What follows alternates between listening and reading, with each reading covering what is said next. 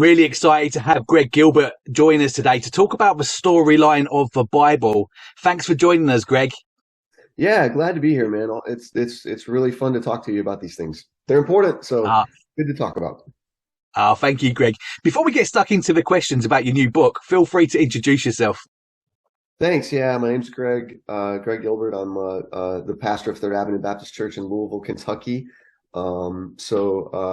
If you're for your listeners in the UK, Kentucky's kind of in the center of the country, a little bit west of Washington D.C., kind of north of Nashville, south of Chicago. So Louisville's a city of, if you take everything, the whole metro area, it's about 1 million people.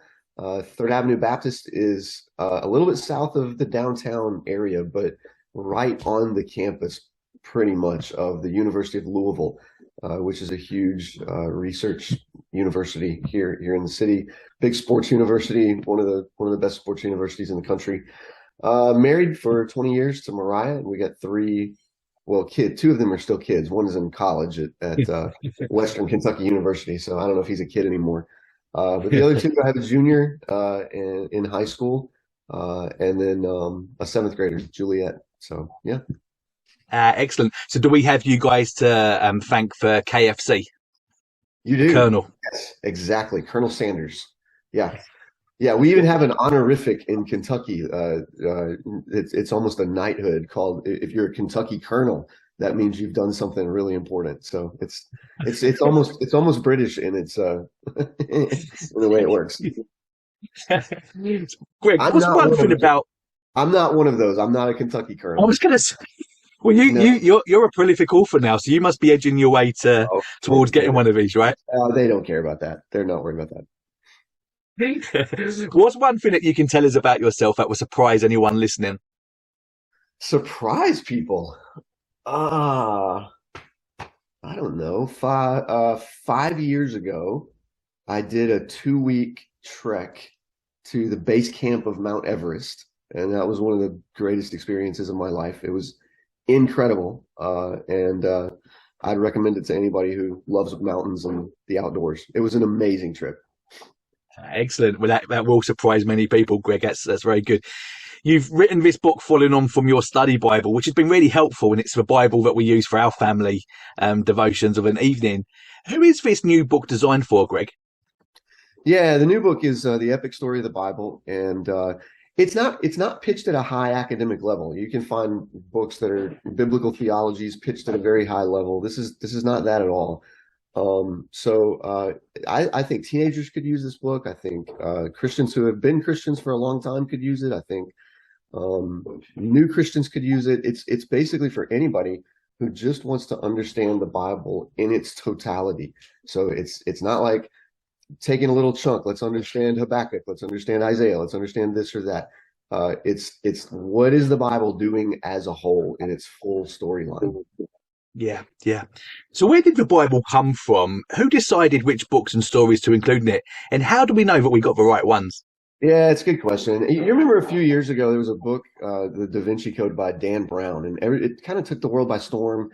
It wasn't the writing that did that. It was the fact that Dan Brown told a story about the beginning of the Bible and ultimately about Jesus, that for whatever reason, even though he said this is all fiction at the beginning of the book, Yeah. like the world just decided, no, this is how it works. And the story he told was that in 325 AD, 325, the Emperor Constantine called a bunch of evil bishops together at a resort town, and they all had a table full of these various documents about the life of Jesus, and they all got together and decided which books were going to go into the Bible. They closed the canon, and they burned all the rest of them. That's basically the story Dan Brown told. It was nothing like that. The way the Bible came together was that in the Old Testament, the Jews just knew which of their books were written by Moses, written by the prophets, which were summaries of prophets' teachings. Sometimes there were various ways of doing it, but they knew which books were the prophetic books that, as they put it, would defile the hands if you touched them. New Testament was basically that the early Christians decided that they were going to declare and understand those books to be authoritative, which were written by an apostle or somebody who was really close to an apostle, books that were old, so you couldn't just, 200 years later pop up, write a new book and say, hey, I think mine deserves to be in. So which for example would be why, Joseph Smith's Book of Mormon doesn't make it, because it's not old. It was written in 1850, whatever, right? So you don't get in if you're not super old.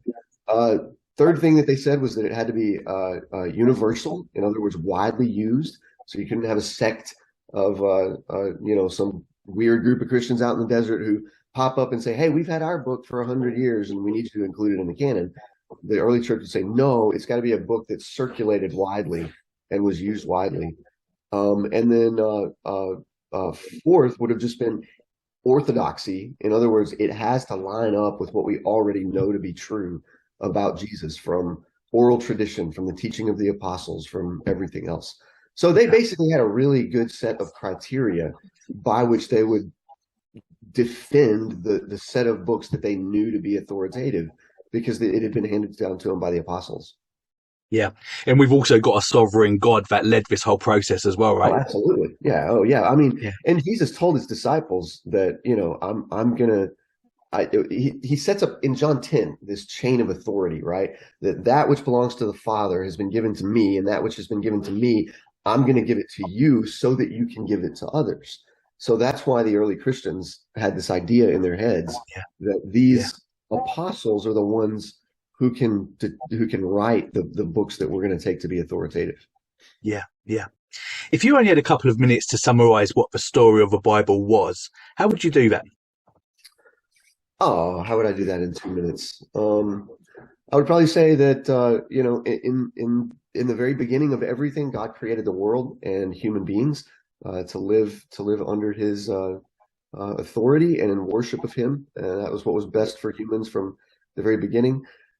Humans rebelled against him, though, and decided they didn't want to be under his authority, and so they rebelled against him. Sin basically declared war against him and independence from him, which plunged the world into catastrophe.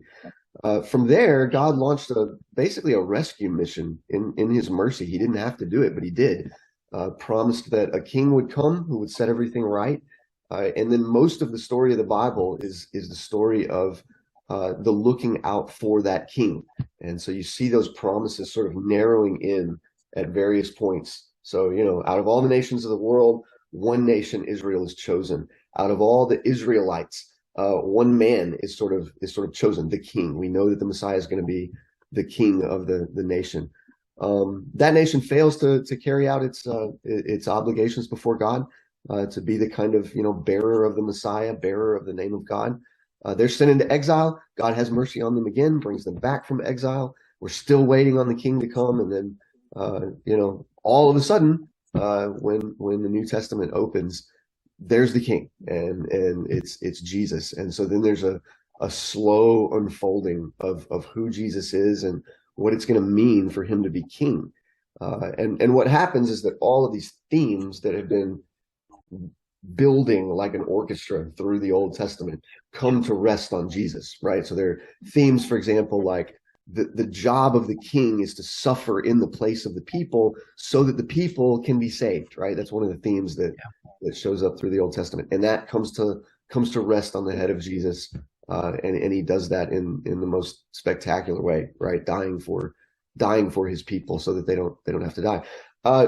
Jesus ascends to heaven, and then begins the great mission of the church, which is to take the word of Christ to the world, and it all ends in this stunning crescendo at the end where Jesus returns, saves his people, and God recreates the heavens and the earth so that sin will never be a part of it again, and we enter into new heavens and new earth. Yeah. What do we miss when we don't see the Bible as one sweeping narrative? Oh my goodness. You just miss the glory of what God has done in saving humanity. I mean, it's almost like this. If I'm a huge Lord of the Rings fan. I talk about this a lot in the book, in fact. And it's not just Lord of the Rings. I'm a big epic story fan. Anything that builds a world, I love it. Anything that tells a story, from start to finish, I love those kinds of stories. But imagine, for example, that pick out whatever epic story you want. Let's take Lord of the Rings. And let's say you decide to read Lord of the Rings like most of us try to read the Bible. And you just open it up to any random spot and you Yeah. read a few lines of it and you ask the question, okay, so there's this battle at this place called Helm's Deep. I don't know a whole lot about that. I don't know how they got there. I don't know where they're going. But how does the Battle of Helm's Deep help me to be a better person today? You're going to miss the entire point of that story, Right. which is to sweep you up in it and almost help you lose yourself in a story that's bigger than you, that's not ultimately about you. Yeah. Right. It is about something. It is about someone else's glory, not just your Tuesday. And you're going to miss the glory of that. Same thing is true of the Bible. We get swept up in a huge story of God's work in the world, and yet we want to turn it into just reading three little lines about so here's Abraham being asked by God to sacrifice his son on the top of a mountain. How does this help me be a better person today? And it's just not the point. The point is to be building these themes that are gonna come down like a waterfall on Jesus's head. And if you can see the Bible, if you understand the Bible in that way, man, the whole thing just goes glorious 3D when Yeah. you Jesus. Yeah, it's so important, isn't it? Because we live in this age where lots of people do struggle with taking scripture out of context, and they forget to study the context of where a particular passage has been pulled from, like you were just saying. So, what's some important rules to help us not do that, Greg? Yeah, well, there are rules. I mean, the most important one is that it's really not that helpful to spot read the Bible. Yeah, It's just not that helpful. I mean, it's funny. There's sort of one book in the Bible that is kind of meant to be spot read, and even it is questionable that that's how it's supposed to be read. And that's the book of Proverbs, right? It's just like sand that's been poured into a jar, right? And you can basically dive into any of the 20 middle chapters of it at least, and you can read two or three sentences of it, and you'll get something out of it. But people, for some reason, think the entire Bible is written like the book of Proverbs, and it's just not. The other books have a story, they have a structure, they're doing something, they're arguing for something. And so if you just go to your favorite verse and pull it out, you're going to miss the entire structure and feel and weight of that book. So I think the most important thing to do is to read books of the Bible from start to finish.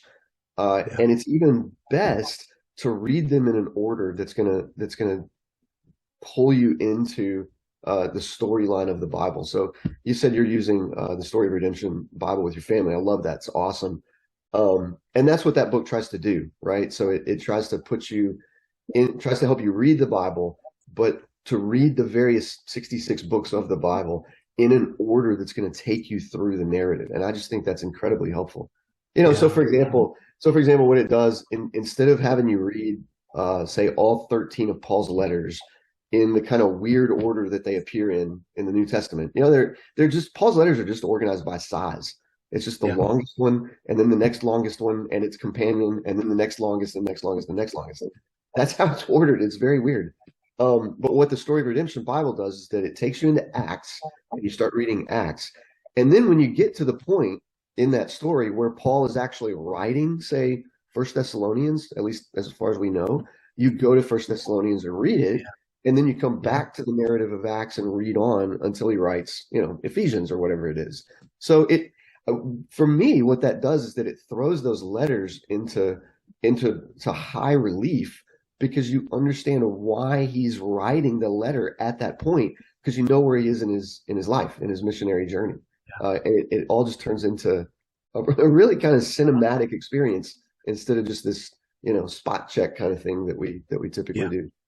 Yeah, and it's so important, isn't it? When we read scripture in the Western world, we can also end up reading it through this modern lens that can distort the message from its original meaning. Tell us about that, Greg, and how can we avoid doing that as well? Yeah. I think what's important is, I mean, obviously the Bible is written for our knowledge and instruction. It's written for our sanctification, for our holiness, for our discipleship after Christ. It that is though the sort of that is the stuff on the top of the mountain though. Yeah. And if you go to the Bible and just flop it open, and your first question and only question of the Bible is, what can you do for me? You've Yeah. missed the point. What you want to do is come to the Bible in all of its glory, with all its themes, with all of its, symphonic movements and cinematic glory, and understand it on its own terms. Like, get swept up in the story, and then you can make the turn to say, oh my goodness, this is not fiction like Lord of the Rings. This is Good. real, and it turns out I'm a character in it. That's the best way to understand it. But yeah, you don't want to just come to the Bible with all of your, come to it on its own terms. Let it tell Yeah. its story Yeah. instead of insisting that it tell a story that you want to hear on this particular Tuesday. Yeah. We know that the Bible is infallible and trustworthy. Why must we accept the whole Bible and not just cherry pick the bits that we like? Well, just because of what you said, the whole thing is breathed out by God. It's infallible, it's inerrant, it's trustworthy in all of its parts. It's true in every particular. And it's just an extraordinary book. I mean, you've got like what, 35 authors, I think. 35 authors, 66 books written over 1,500 years, and it is as wonderfully coherent as the most epic story that you can Yeah. imagine that was written by a single author. And the reason is because the Bible was ultimately written by a single author. It's richer than any single author book because it has 35 voices in harmony. But if you break it up into bits and just read your favorite parts, man, I mean, it's like, I mean, I mentioned that trek to Mount Everest. I mean, what it would be like just picking up one single pebble from that trek and just staring at it the entire 2 weeks while you're walking up to Everest, instead of lifting up your eyes to see the whole, Yeah. That's majestic good. glory of the Yeah. thing. It Yeah. once you see it, Yeah. it's almost unthinkable that you would cherry pick the Bible in that way. Yeah. You mentioned that the Bible is a collection of 66 different books, and they're not all the same style either, are they? We've got history, narrative, poetry, to name just a few. Why is it important that we understand what we are reading before we read it? Yeah, you mean kind of the genre, like I'm reading That's right. poetry now, so I have to read that differently Yeah. than narrative. Yeah. Because there are different ways of understanding. There are different things that those authors are doing, and if we don't understand what they're doing, we're going to miss the point. So just for example, take a parable of Jesus, for example, the prodigal son. I remember a discussion in a small group some years ago where the whole discussion broke into this sort of speculation, and yet it was sort of trying to actually figure out what city in Israel the boy went to, and you can see the absurdity of that because it's a story, like Yeah. there is no city that he went to. Jesus just said he went to a city, and that's kind of the end of it. There's nothing more to probe there. And what happened, the reason we wasted all that time having that conversation was because people confused parable for history, right? And you can ask those kinds of questions about, the events of Abraham's life. You can ask them about the events of Moses and Joshua's life. You can't ask them about the events of the boy in the parable because he didn't exist, right? He was a story. So that's one example. You got to know the difference between parable and history. Poetry has its own rules, right? So when there's a poet, Isaiah, or one of the psalmists talks about God having wings, for instance, you just have to understand that that's poetry. It's giving you an image that has a meaning, but it does not actually mean that God is a chicken on the throne of the universe. He doesn't actually have wings. It's poetry. Apocalyptic is sort of the same way. I just finished reading, preaching Revelation, and there's a lot of symbolism in Revelation that you have to work through, and you have to understand how apocalyptic works. So in the first chapter, for instance, in one sentence, John sees the risen, ascended Jesus, and he's holding 7 stars in his right hand. And then, like a verse or two or three later, that same right hand of Jesus that has got those stars in it reaches down and touches John's head, which he'd have been, burned to a crisp. I mean, what happened? Did Jesus set the stars down? Did he? What happened there? Those aren't the right questions, because apocalyptic is trying to show you images of things, and you have to understand that that's what's going on, and that's very different from narrative or history. Yeah, yeah, that's really helpful, Greg. Thank you. When reading the Bible, how do we know what parts we can apply to ourselves and what were promises to a specific person at a specific time? Yeah, that's a super great question. Basically, you have to understand where you are in the story, and you have to understand. You have to ask the question: is this a promise that's being made that has sort of come to full fruition and is being made to the whole people of God, or is this a promise that is kind of in seed form and is gonna be made to the church at large in time? So you can't just go to a promise that's made, for example, to Abraham. I'm going to give you this great wide land and say, oh, Abraham is a believer. I'm a believer. God promised Abraham land, so he's also going to give me a farm at some point with a whole lot of acres. You can't do that. That's not how that promise is functioning. It's a seed that's gonna grow and come to fruition ultimately in a promise of land, yes, to the believer, but that promise is the new heavens and new earth. So Yeah, you just kind of have a kind of literary and historical sensitivity to where we are in the story and what's going on. And yeah, you'll see some of those promises in the prophets, and certainly the New Testament blooming, so to speak, and they all come to their full fruitedness when Jesus arrives, and then you have to see yeah, what form those promises are taking in him, because yeah, they're different sometimes. yeah. How can it be, Greg, that two born again, spirit filled believers can both read the same passage and yet understand and apply that in completely opposite ways? Well, that's not going to happen in heaven, right? Because our minds and our understanding are going to be fully glorified. So we'll the veil will be taken away. We'll see not dimly anymore, but with full sight. But for now, we're all struggling along. We're all still living in a fallen world. We as Christians are in fact born again, but we're not perfect, and that means our minds and our understanding are not perfect. So we're learning. So for example, though, as I was preaching, this is the second time in I think 8 years it's been since I've preached Revelation, and I changed my mind on some things as I was preaching this time. So we're all on the Yeah, road of learning and understanding the Bible better, and so hopefully we're as we go down that road, our minds are kind of coming together. But different people are going to be on different paths, and the Lord will set us all straight in the end. yeah. And many of those things are, of course, secondary things. What are the key primary unnegotiable truths that are hills to die on for Christians, Greg? Oh man. Well, there's a lot, but it's not everything. So the identity of Jesus. So I'd probably start with the Nicene Creed. All those things are non-negotiable. The nature of God as Trinity, Jesus as fully God and fully man. So then you're moving on to sort of Chalcedon, the Chalcedonian formula at that point. So all those things are non-negotiable. The identity of Christ, the identity of God, and the nature of God himself as triune. The content of the gospel. So justification by faith alone, I think is non-negotiable, and a hill to Yeah. die on. So those are the highest mountains, and then around that you got a whole bunch of lower mountains, but I'd still probably die on them. Right. So You mentioned the gospel, Greg. You've written one of the most helpful books, and I've given so many of them away over the years. And what is the gospel? How would you summarize that, Greg? What if somebody come up to you and said, "What is the gospel?" What would you say to them?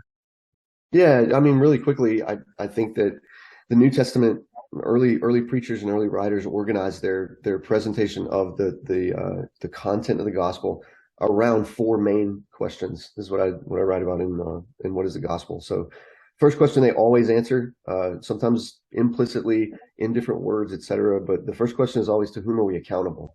Are we just self-accountable, or are we accountable to some authority outside of us? And their answer is, of course, we're accountable to God. Second is, if that's true, then what's our problem? And the answer that they give is sin. Our problem is that we've rebelled against God, declared war on him, tried to take the crown for ourselves, and therefore we deserve to die. Third question is, what's the solution that God offers to that? And of course, that's That's the work of Jesus, dying in our place for those of us who would trust in him. And then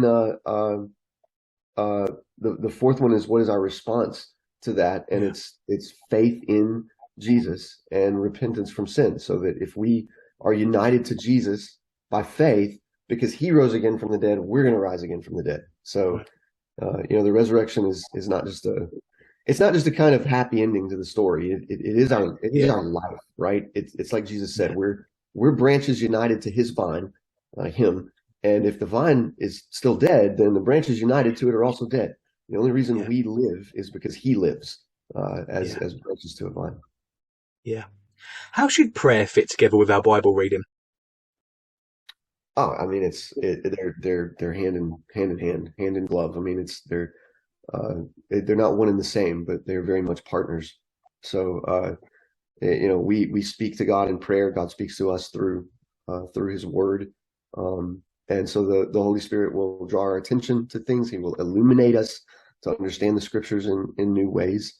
And it's really the breathing in, breathing out of the Christian life, prayer and Bible reading. We speak to God, he speaks to us. Yeah. You mentioned that you've just been preaching through Revelation. A lot of the Bible deals with prophecy, and much of that is still to come. What's a healthy posture towards studying eschatology, Greg? It seems that there are a couple of ditches to fall into with this, by either not thinking about Jesus' return at all, or by consuming our every thought and looking at every news headline as another prophecy being fulfilled. Yeah, that's right. I mean, I think probably it's to put your mind on prophecy about as often as the Bible puts its mind on eschatology, right? You put your mind on eschatology the same amount of time that the Bible puts its mind on eschatology. So think about and study what the Bible is wanting you to think about and study, right? So start reading it. And if you're in I don't know, if you're in some books of the Bible, your mind is not going to be much on the dragon and the woman in Revelation and trying to figure out when that is. There are other books of the Bible where your mind is very much going to go there, right? So end of Daniel. If you're doing a study through Daniel, you're going to spend a whole bunch of time thinking about Gog and Magog and Babylon and all the Ancient of Days and the time of the shattering of the holy people. It's all very fascinating. And you've got several chapters where that's in the spotlight. Same thing at the end of Ezekiel, pretty much all the major prophets, actually, and some of the minor ones. But then there are long swaths of the Bible where that's in view because it's always in view, but it's not in the spotlight. And so you shouldn't try to wrestle every text of the Bible and every moment of your life into that spotlight when the Bible's not putting it there. So in the regular diet of preaching at your church and your regular diet of Bible reading, just let the Bible set the agenda, and I think you'll have about the right amount. Yeah. If someone has never read the Bible before or never read it consistently, how and where would you tell them to start? Well, I mean, so if let's say somebody's not a Christian, I would say you just need to get introduced to Jesus. So I would just go to one of the four Gospels. I'd probably say start with.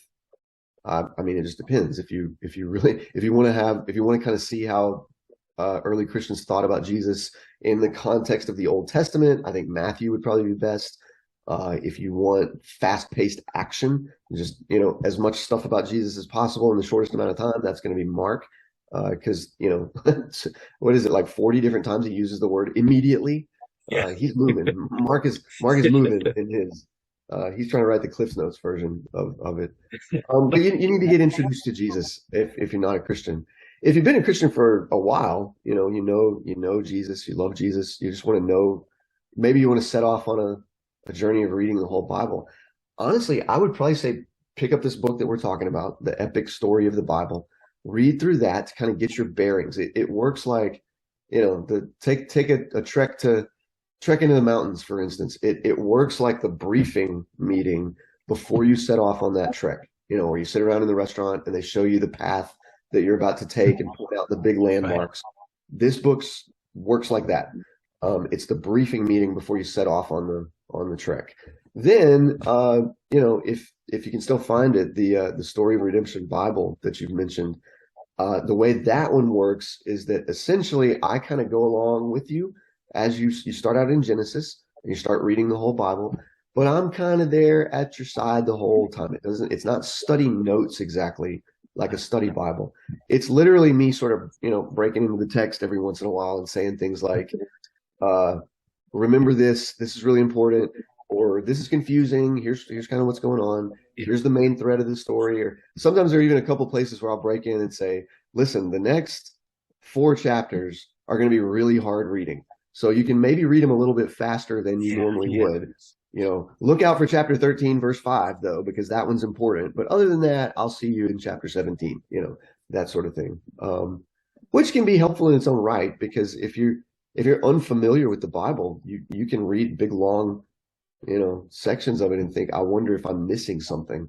And it's really useful to have somebody come along and say, yeah, read these 4 chapters pretty quick. You're not going to miss that much. That's just really kind of confidence giving. So that book's great. It takes you through all 66 books of the Bible kind of in narrative order. So it's like one of those old, I don't know if you had them as a kid, those old choose your own adventure books where you make a choice and go to a different page. Well, this one does that. It's just that I am choosing your adventure for you instead of you getting to choose it for yourself. Excellent. Well, we'll make sure that we've got links to all of those books, including What is the Gospel as well, in the links below. Greg, thanks so much for your time. Really enjoyed speaking to you. Do you have any closing thoughts before you go?